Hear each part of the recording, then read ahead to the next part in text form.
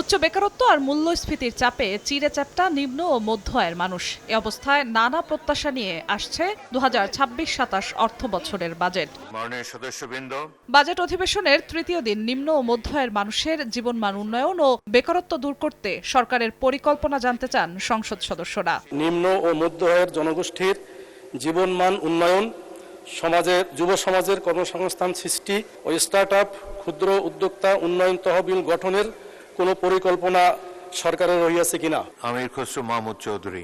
জবাবে অর্থমন্ত্রী জানান, সামাজিক নিরাপত্তা কর্মসূচির আওতায় উপকারভোগী ও ভাতার পরিমাণ বাড়ানো হচ্ছে। এজন্য বাজেটে থাকছে বিশেষ বরাদ্দ।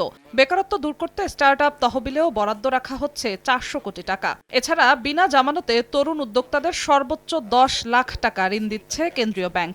ঋণ মওকুফের আওতায় এসেছেন 13 লাখ কৃষকও। আগামী 26-27 অর্থ বছরের বাজেটে স্টার্টআপ তহবিল, নারী উদ্যোক্তা তৈরি, নারী উন্নয়ন ও তরুণ উদ্যোক্তা তৈরিতে প্রস্তাবিত বরাদ্দ মোট 400 কোটি টাকা। এ সময় পুঁজিবাজার সংস্কার প্রসঙ্গেও সরকারের ভাবনা তুলে ধরেন অর্থমন্ত্রী। বাংলাদেশ এই মুহূর্তে ক্যাপিটাল মার্কেট অত্যন্ত খারাপ অবস্থায় আছে। ক্যাপিটাল মার্কেটকে প্রমোট করার জন্য এবং এটাকে এর মাধ্যমে দেশের অর্থনীতিকে গতি সঞ্চার করার জন্য যত প্রয়োজনীয় সংস্কারের প্রয়োজন সব সংস্কার করা হবে ইনশাআল্লাহ। অধিবেশনে তথ্য প্রযুক্তি খাতকে গতিশীল করতে সরকারের পরিকল্পনা তুলে ধরে ডাক টেলিযোগাযোগ মন্ত্রী জানান, 17 বছরের আবর্জনা পরিষ্কারের কাজ চলছে। লাস্ট 17 ইয়ার্স এত ইরেগুলারিটি রয়ে গেছে আইসিটি সেক্টরে, আমরা এসব পরিষ্কার করতে আমাদের সময় লাগছে। আমরা চেষ্টা করছি গত 17 বছরের এই আবর্জনা থেকে বেরিয়ে আসতে।